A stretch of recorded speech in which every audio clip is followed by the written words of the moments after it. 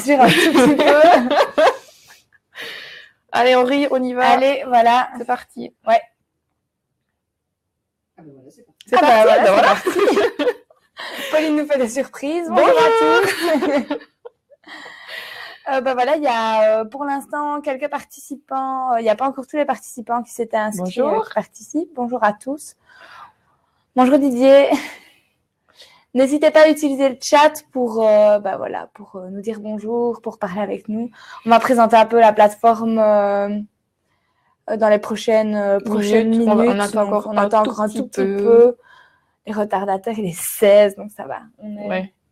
C'est nous qui sommes très ponctuels. Oui. Est-ce que ça va au niveau du son et tout ça? Oui, est-ce que vous entendez? Si vous n'entendez pas, dites-le nous. Via le chat à nouveau. Oui. Super. Bonjour Anne-Pascale. Bonjour Stéphanie. Bonjour. Bienvenue. Bienvenue au webinaire. Bonjour Diana. Ah, c'est super. Allez, utilisez le chat, c'est le but du webinaire. C'est le but du webinaire aujourd'hui. Hein. Il faut absolument que vous... Allez, on est parti, comme ça. Voilà. Oui, parfait, image et son. Génial, super. Merci Diana. Alors, on va commencer par les présentations. Audrey, je te laisse te présenter. Moi, je suis Audrey, je suis sage-femme dans la région de Warem et Anu. Je travaille en mi-temps hospitalier et je suis aussi indépendante donc dans ma région. Je fais un 30 km autour de chez moi. Je propose des suivis de grossesse, de la préparation globale à la naissance, du yoga pré- et post-natal et du suivi à domicile après l'accouchement. Voilà, et des suivis de grossesse à risque aussi à domicile. Et moi, je suis Delphine Collot, je travaille pour la mutualité Omnimut. Et donc, si vous avez déjà assisté à nos webinaires, vous avez déjà pu voir que j'étais là avec Audrey.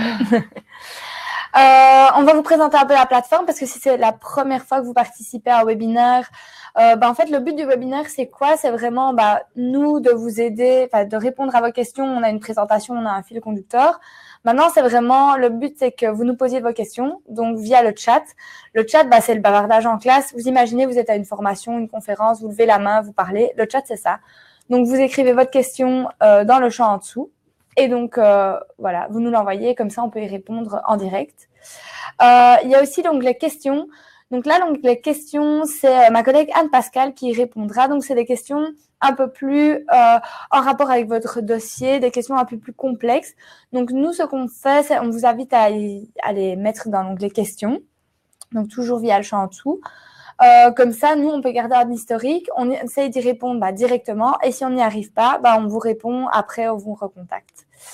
Alors, le but aussi du webinaire, c'est d'avoir vos avis, un peu vos réactions.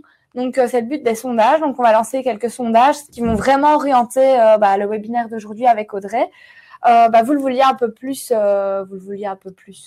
interactif. Donc, on a vraiment essayé de faire quelque chose de très, très interactif. Vous voyez, il n'y a pas de table, il y a du matériel. Donc, on va vraiment essayer de répondre à vos questions un maximum et de vous montrer un maximum de choses. Alors, écoutez, nous, on s'est présenté, on a présenté la plateforme, on a présenté un peu les gens qui sont derrière, les gens techniques. On n'a pas présenté Pauline. On n'a pas présenté Pauline, mais on l'avait présenté un peu avant pour ceux qui étaient là. Donc, si vous avez des problèmes techniques, vous envoyez un petit message dans le chat et alors c'est Pauline qui répond et qui vous aide à y participer. Je vois qu'il y a un message dans le chat. C'est Wendy. Bonjour Wendy. Et donc, donc nous, on s'est présenté, on a présenté la plateforme, tout le monde. Et vous, qui êtes-vous? Donc, on aimerait savoir si vous êtes membre Mimut ou non membre Mimut, mais également, on aimerait savoir à quel trimestre vous en êtes. Donc, le premier, le deuxième, le troisième. Donc, n'hésitez pas dans le chat à mettre où vous en êtes. Comme ça, nous, on peut vraiment orienter la séance d'aujourd'hui en fonction de vos besoins. Voilà. On va essayer de répondre à un maximum de questions. Parfois, ça va vite au niveau des questions. Je vous promets qu'on va faire notre maximum. Alors. Ah, super. Donc, Wendy est membre Mimut. Elle est à 3 mois de grossesse. Félicitations. Donc, ça, c'est le premier trimestre. C'est ça, oui. Donc, Wendy, n'hésite pas à nous poser des questions. On va vraiment y répondre. Et tu peux aller dans l'onglet sondage. Comme ça, c'est plus facile pour nous de voir qui est qui. Et, on vient d'en lancer 2. Oui, on en a lancé 2. Donc, qu'est-ce qu'on va aborder comme sujet? À nouveau, c'est super interactif, donc on va répondre à vos questions. Maintenant, il y a un fil conducteur. Donc, on va parler de quoi? De la fin de la grossesse, de tous les mots. On va encore vous poser des questions par rapport à ça. Comment préparer l'accouchement? Où vous désirez accoucher? Qui dit accoucher dit à l'extérieur. Alors, Diana, je suis membre Omnimut et j'ai accouché il y a 16 mois. Je suis fort intéressée par la périnatalité, d'où je suis là. Ok, bienvenue. Bienvenue. On va voir aussi ce que vous devez mettre dans votre valise pour aller à la maternité, comment l'entourage peut intervenir et vous aider durant la grossesse et durant l'accouchement. On va aussi parcourir les membres Omnimut parce que les avantages pour les membres Omnimut, parce que il y en a pas mal. Je ne sais pas si vous êtes au courant, donc comme ça, on vous tient informé.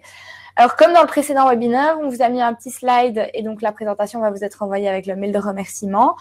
On va vous mettre un petit slide avec les liens, les informations utiles, donc comme les liens sur le site Omnimut avec les différents avantages, la page Facebook d'Audrey, le site des sages-femmes, etc. Donc, n'hésitez pas. C'est une petite source d'infos bien pratique quand vous avez des questions. Alors Audrey, la fin de la grossesse. On va vous lancer en même temps un petit sondage pour savoir un peu quels sont les mots de grossesse qui vous ennuient le plus. On a pris du matériel avec nous, donc on peut vous montrer un peu comment ça se passe. La fin de la grossesse, Audrey, qu'est-ce que c'est? Est-ce que tout le monde se sent mal? Comment ça se passe? La fin de la grossesse. Alors, par contre, tu peux voir le sondage, Pauline, pour voir. Je suis désolée, je regarde où en sont certaines. Ok, d'accord.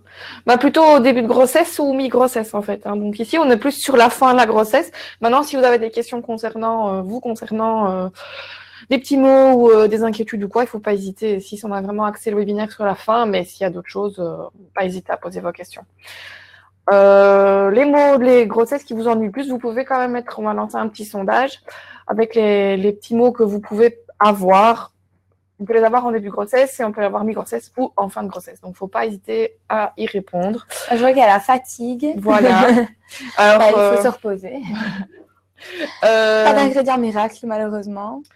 Le brûlant, je vois aussi qu'il y a le brûlant. Des douleurs au dos. Ah, les douleurs au dos, on peut peut-être montrer la ceinture. Voilà, super. On va rebondir sur ce qui se passe. En fin de grossesse, on peut avoir plein de petits mots et parfois, on a un retour des mots du premier trimestre. Donc, je pense aux nausées, vomissements, brûlants, effectivement, rétention d'eau, on gonfle un peu, beaucoup parfois. Fatigue, douleur au dos, douleur au pubis, tout un tas de fuite urinaire, besoin de fréquemment d'aller faire pipi. Voilà, il y a plein de petites choses qui peuvent donner des désagréments. Est-ce que ça intéresse qu'on monte des petits trucs pour le dos ou pas? Faut juste répondre oui pour le dos. Il y a des petits... Je pense qu'on va quand même ça marche. Allez, on va montrer. Allez, ça marche. Alors, le dos, souvent, je vais savoir sortir mon super bassin. Qu'est-ce qui fait mal au niveau du dos? C'est souvent le bas du dos, les lombaires et cette fameuse zone, le sacrum, qui fait vraiment mal ici dans le bas du dos. Donc ici, je vais vous montrer une position. Je vais servir de mannequin en fait. Tu prends ton bébé? Je prends mon bébé. Hop, préparation. Hop, comme ça c'est plus parlant. Voilà, un peu différent. Alors, un ballon, si vous en avez un, ça peut être intéressant, surtout si vous êtes en début de grossesse. Sincèrement, si vous avez envie, ça coûte. Il y en a pas cher dans certains magasins bien connus discount. Donc, allez-y si vous voulez. Maintenant, il n'y a pas d'obligation. Donc, tu vas te mettre à 4 pattes sur le ballon. Hop. Et bien le haut de la poitrine dessus, pas le ventre. Ouais. Le haut de la poitrine. Voilà. Tu vois. Alors, Delphine, elle n'est pas vraiment enceinte. Du coup, elle n'a pas le réflexe d'écarter les genoux. Viens t'appuyer comme ça. Voilà. Donc ici, c'est quoi? C'est vraiment un étirement pour le bas du dos. Et compagnon ou compagne peut venir vraiment bercer. Voilà. À faire à n'importe quel terme de la grossesse, on peut. Donc voilà, venir bercer. Si jamais on a un peu mal au genou, ce qu'on peut faire, Voilà, c'est venir s'appuyer ici avec toujours mettre un coussin en dessous des genoux, c'est beaucoup plus confortable. Ouais, t'es bien. Oui, super. Voilà, venir s'appuyer vraiment le haut de la poitrine qui vient s'appuyer sur le ballon. Pas le ventre, mais le haut de la poitrine. Du coup, il y a cette position-là. Souvent, quand je la montre en prépa, les mamans adorent. Donc, voilà. Pour celles qui ont mal au dos, ici déjà en début de grossesse et qui continuent de travailler, il y a un peu plein de petits trucs qu'on pourrait adapter pendant la grossesse. Donc, de nouveau, si vous voulez investir dans un ballon, vous pouvez franchement travailler sur un ballon. Il y a quelqu'un qui n'arrive pas à charger la vidéo. Les sondages. T'as vu? Et pas d'image vidéo. Mince. Ça, c'est dommage, parce que j'ai mis un beau bébé en plus.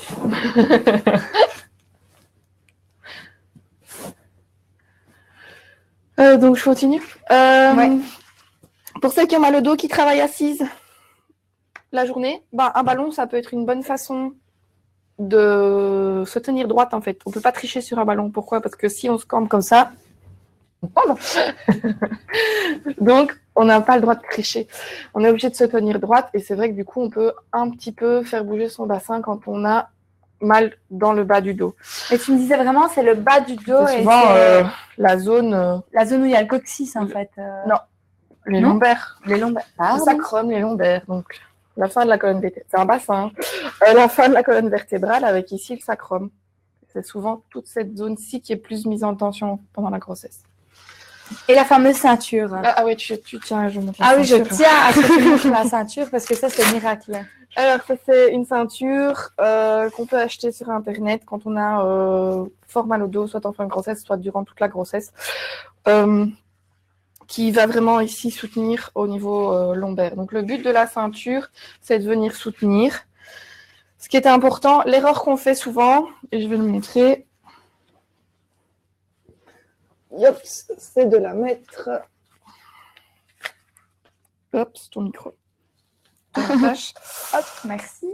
Alors, l'erreur qu'on fait souvent, c'est vraiment de la mettre plus haute dans le dos et plus basse devant.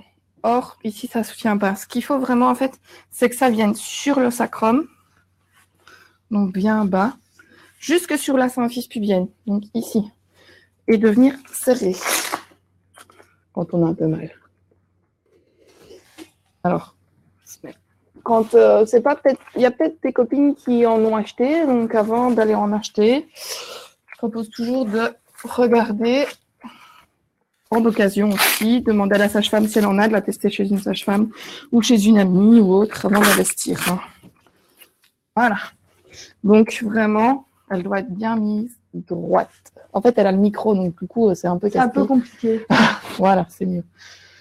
Et donc, ça soutient vraiment. Et ça soutient bien les lombaires. Alors, à remettre quand on est beaucoup debout, beaucoup assise, ça fait vraiment du bien.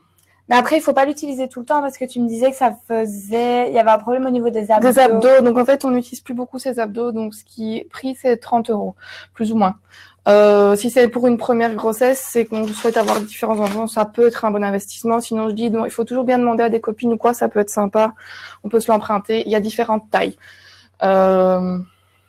Ça s'appelle Physiomat, si jamais vous cherchez. Et oui, pas à porter du matin au soir. On peut porter, c'est pas forcément nécessaire, c'est vraiment si on a mal au dos. Mal au dos, mal au pubis, qu'il faut un peu resserrer, qu'on soit un peu lâche. C'est un peu en fonction de comment on se sent. Moi, je propose sincèrement, la plupart des sages-femmes en ont, donc je vais mettre un peu mon boulot en avant aussi. Renseignez-vous pour avoir une sage-femme près de chez vous et souvent elles en ont une que vous pourriez éventuellement essayer ou une copine ou voilà, je pense que c'est important. Je vois que Wendy demande à partir de combien de mois c'est nécessaire. Je viens d'y répondre. Ah ok, pardon, je ne suivais pas. Voilà, au niveau des douleurs, je pense qu'on a fait un peu le tour. Est-ce qu'on peut revenir dans les sondages? Voilà, la fatigue, douleur au dos, brûlant. Qu'est-ce qu'on peut faire pour le brûlant? Brûlant, manger fractionné, déjà. Éviter les gros repas bien gras, ça c'est sûr. Il y a une méthode un peu plus naturelle qui fonctionne aussi. Ah ouais, la patate crue, hein. C'est pas bon, mais ça marche. Donc manger fractionné, éviter de manger des trop gros repas le soir parce que c'est souvent... fin ou début de grossesse, c'est quand on est couché que ça remonte. Donc, en plus, si on a le poids du ventre, c'est pire.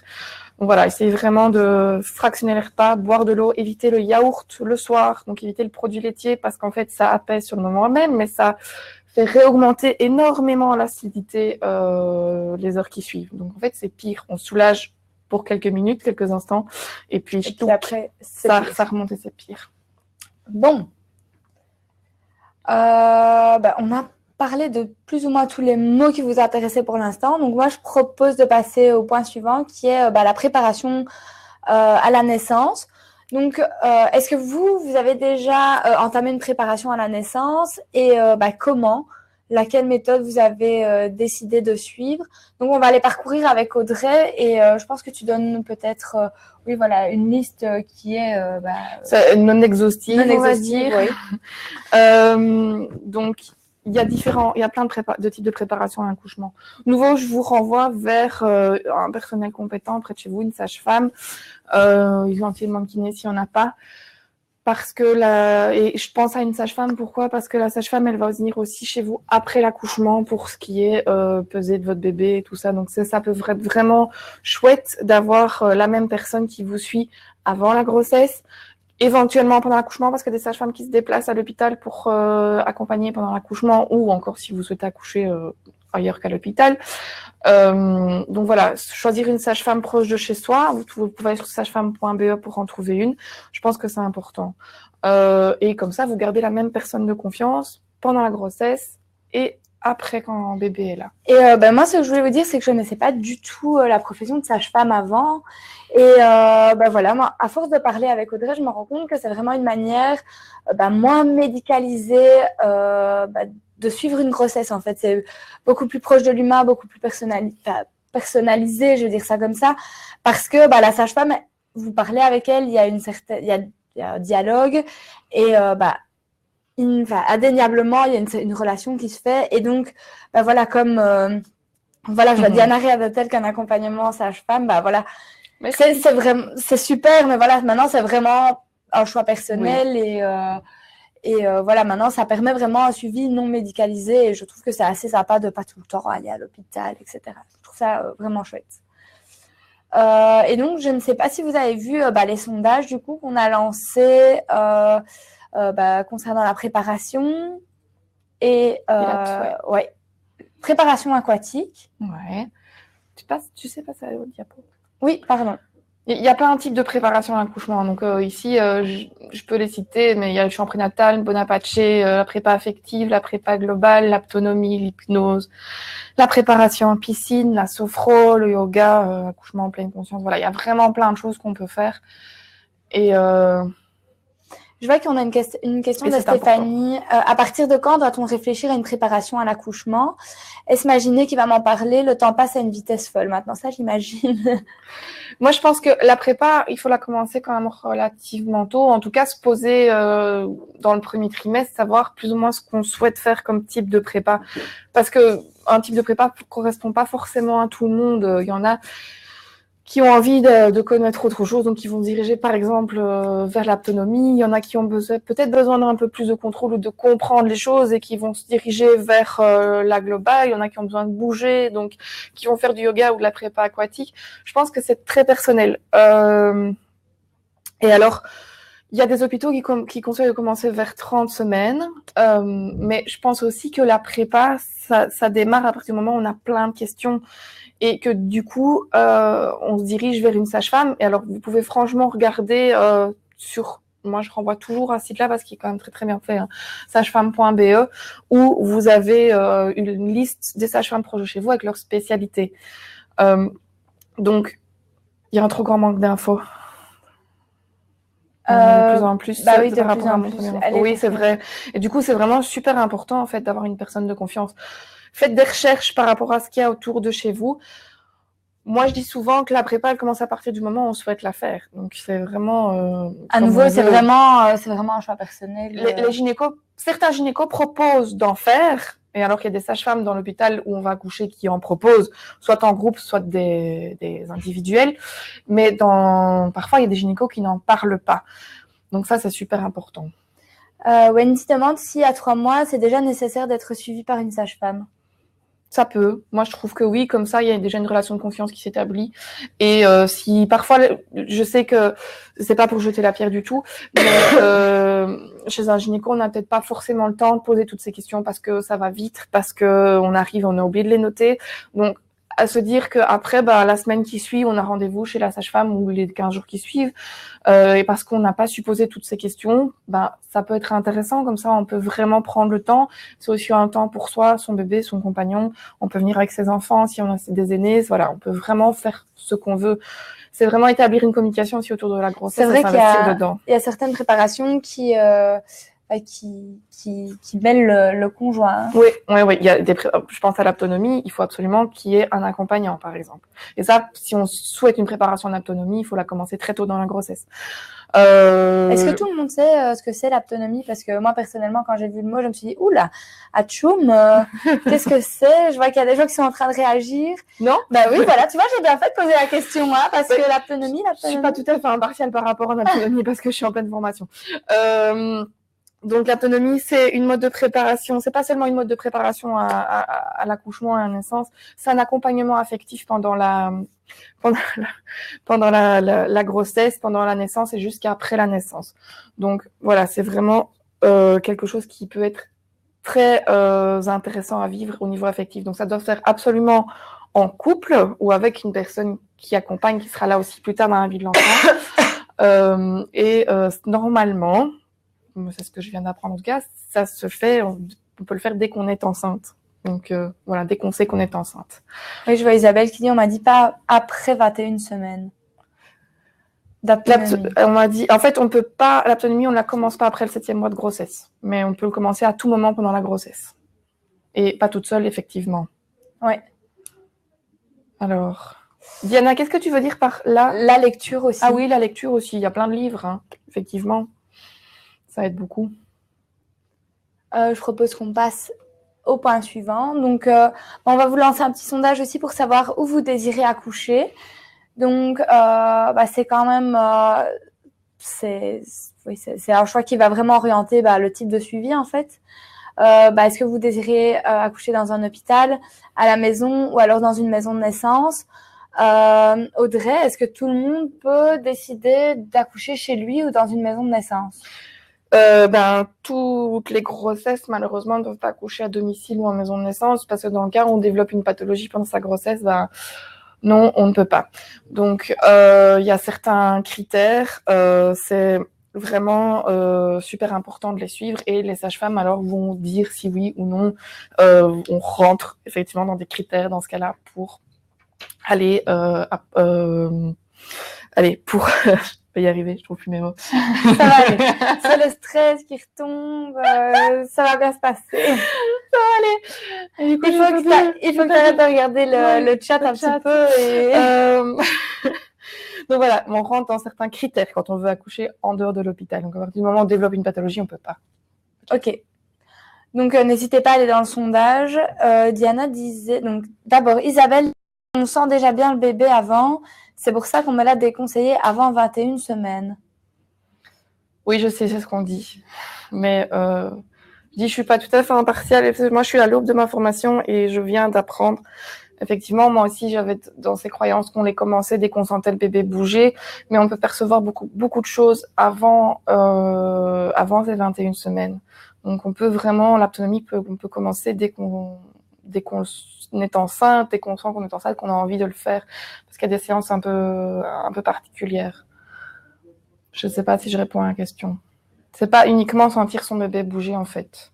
C'est vraiment rentrer en contact avec son bébé. C'est tout à fait différent que de sentir un bébé bouger. Ah oui, voilà. Il s'appelle dit oui. Donc, est-ce qu'on peut aller dans les sondages, voir un peu le lieu d'accouchement? Je vois hôpital, il y a 3 personnes. Et puis chez vous, 1 personne. Donc, c'est super. Accouchement à domicile. Est-ce que tu as déjà fait un accouchement à domicile? Non. Jamais? Non. Non. Il faut une assurance particulière.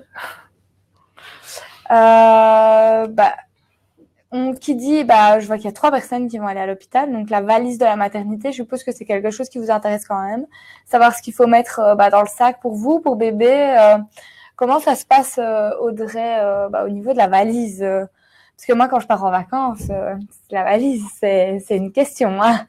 Je m'y prends une semaine à l'avance pour être sûre, donc... La fameuse question de la valise, effectivement, on se pose toujours à partir de quand la faire, à partir de qu'est-ce que je mets dedans, est-ce que je mets pas trop, est-ce que je mets pas assez. Donc, la valise, vous choisissez une grande valise, soit pour bébé vous, soit une petite valise chacun, donc ça, c'est votre choix. À partir de la 35e semaine, c'est bien. Qu'est-ce qu'il faut?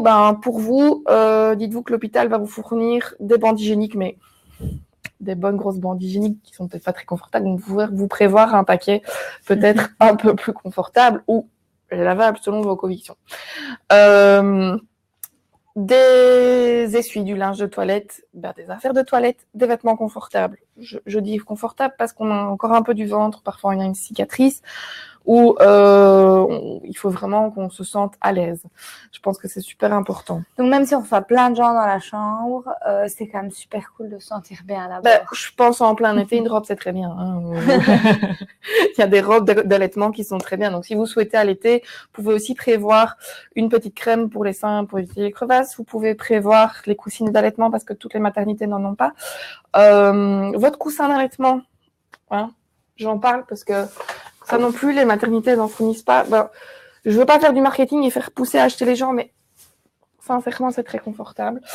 Donc voilà, c'est vraiment de nouveau un choix par rapport à la marque, au modèle et tout ça. Mais un conseil, c'est pour être bien installé, pour être confortable avec son bébé en allaitant ou ici fin de grossesse ou pendant toute la grossesse. Un peu comme tu montrais avec les exercices, on l'utilisait déjà pour ça. Donc, oui. Donc voilà, ça peut être intéressant. Pour bébé, moi je propose des vêtements, des bodys, manches longues, manches courtes, c'est un peu en fonction de la saison. Un petit bonnet. Oui, un petit bonnet, des petits bonnets. Des petits bonnets, parce que c'est important, les 24 premières heures de vie. On en donne un directement après la naissance, mais c'est important aussi d'en avoir un pour vous, et puis quand vous sortez de l'hôpital, parce que les bébés perdent énormément de chaleur par la tête, donc c'est important qu'ils gardent toute leur chaleur.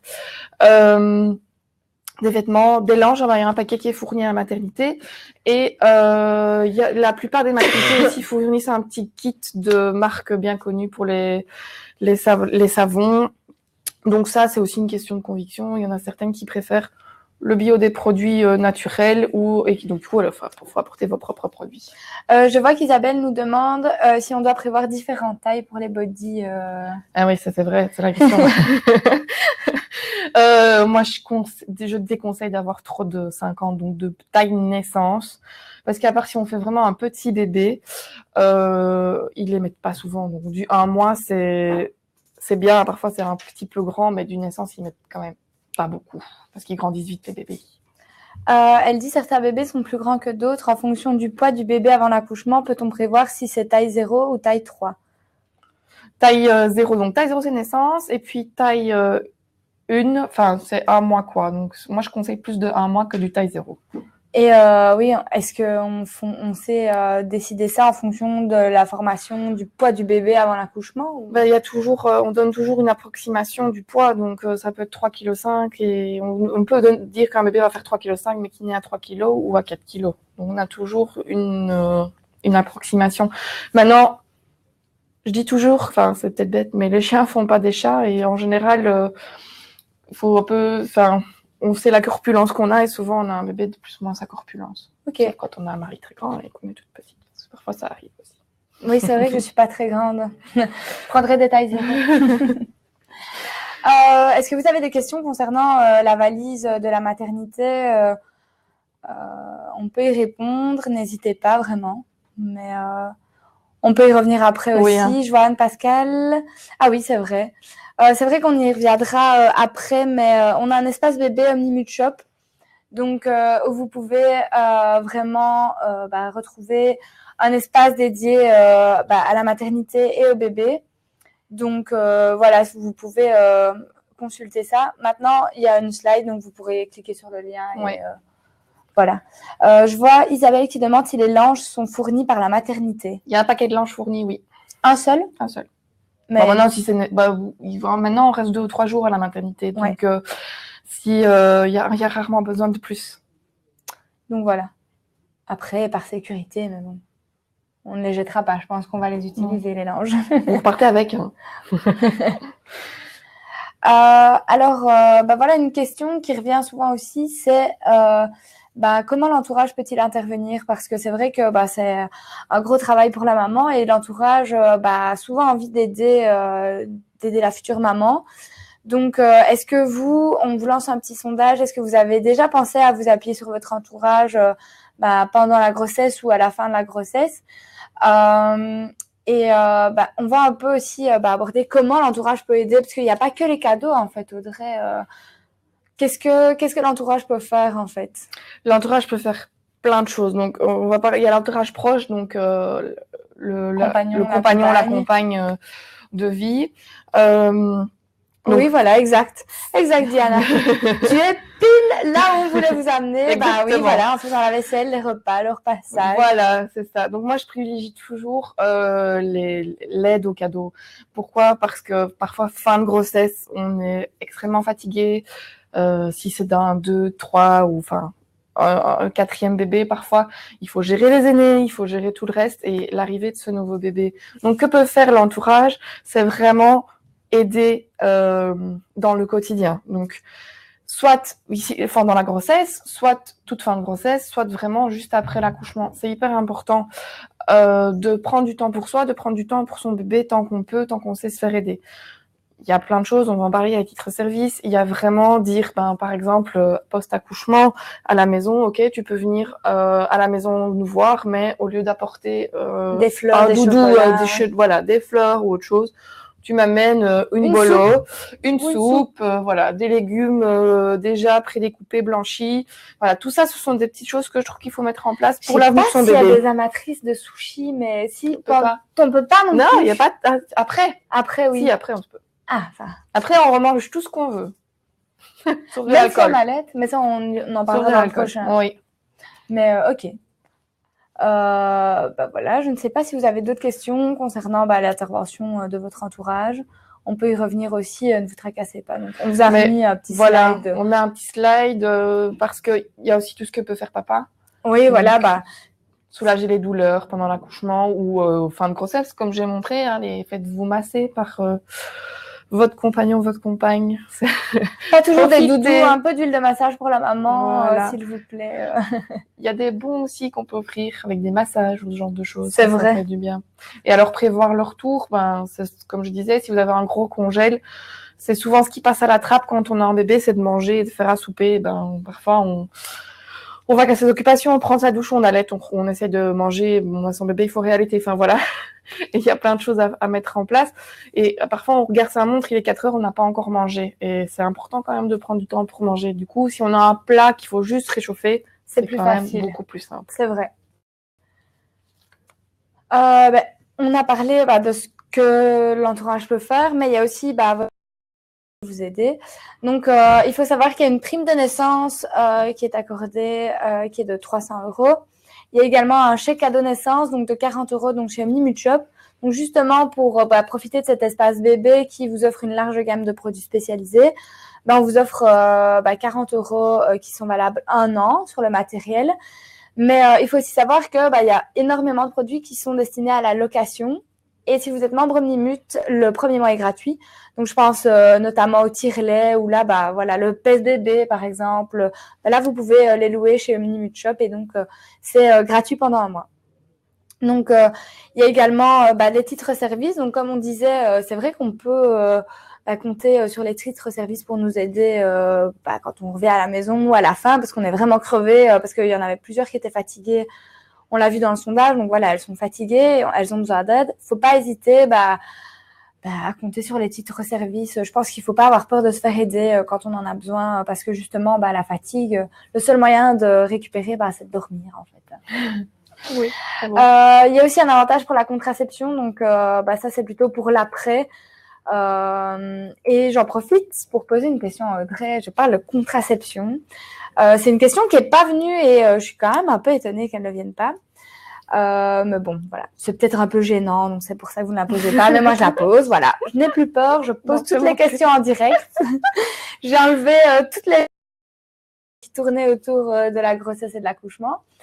Au niveau de la vie sexuelle, comment ça se passe à la fin de la grossesse? Parce que bon, comme Audrey le disait, c'est un peu baleine échouée, on se sent pas très bien. Donc, est-ce que, comment ça se passe? Est-ce qu'on peut déjà? Est-ce qu'on peut? Si on n'a pas une grossesse à risque, oui, il n'y a pas de problème. On peut avoir des rapports sexuels avec son compagnon ou sa compagne sans problème. C'est vrai que fin de grossesse, c'est le moment où il faut faire preuve d'inventivité et de créativité.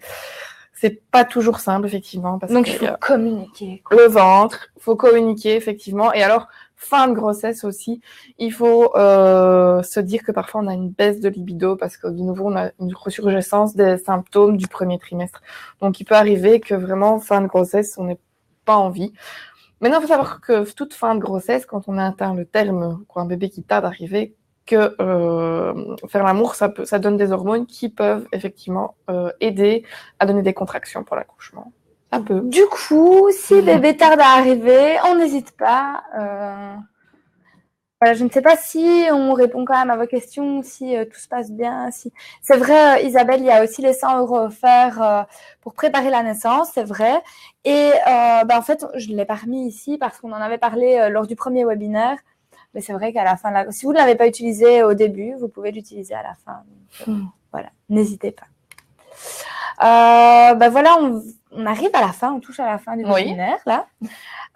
En fait, on aimerait savoir si on a répondu à vos attentes, si vraiment vous avez pu poser vos questions, si on a pu y répondre. On aimerait savoir aussi quel sujet vous intéresse parce qu'on va faire un dernier webinaire concernant le retour à la maison et l'allaitement.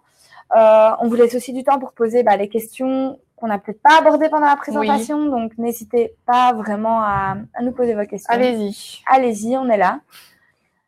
On a lancé les sondages normalement, donc vous pouvez y répondre sans souci. Voilà, si le webinaire a répondu à vos attentes. Si ce que vous voulez aborder en fait comme sujet. Donc voilà, n'hésitez pas, ne nous laissez pas toutes seules, c'est la fin, je sais, c'est compliqué.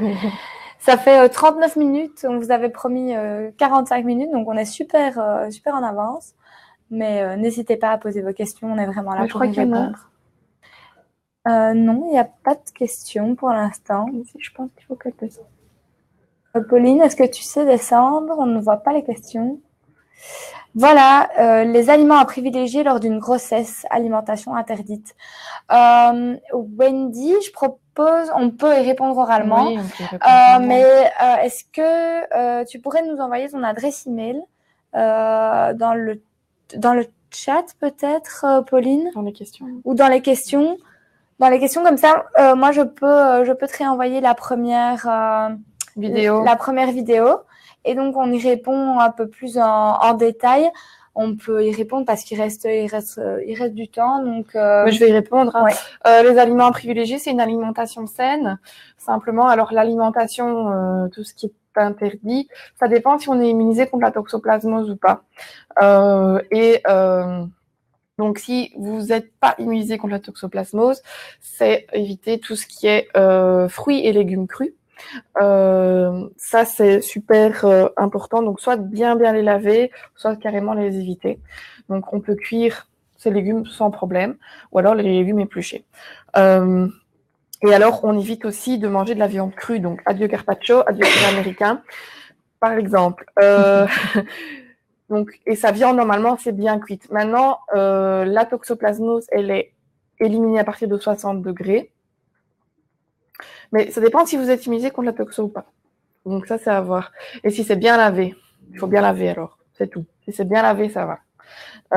Et alors, pour moi, si vous aimez bien votre steak saignant, vous pouvez le congeler 48 heures à moins 20 degrés pour éliminer la toxo. Alors là, comme ça, vous pouvez quand même le manger saignant.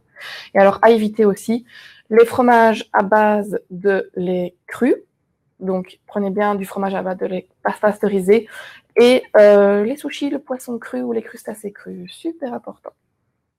Voilà. Je vois qu'il y a une question par rapport aux avantages de Minimut. Y a-t-il un remboursement? Anne-Pascale va y répondre. Comme ça, c'est plus facile pour elle. Ah bah super. Je viens de voir que Wendy avait envoyé également son adresse email. C'est cool. Les méthodes de préparation à l'accouchement. Cuit, Les oui. scambi cuit, ouais. Cuit, oui, pas de problème. Souvent, ils sont congelés en plus. Hein. Ah, super, ouais. C'est vrai, Souvent, ils sont congelés. Hein. Qu'est-ce qui tue les bactéries? Soit le très grand froid, soit le très grand chaud. Je vois que Wendy est encore en train d'écrire. On est vraiment là pour y répondre, donc ça nous fait vraiment plaisir que vous posiez des questions. N'hésitez pas.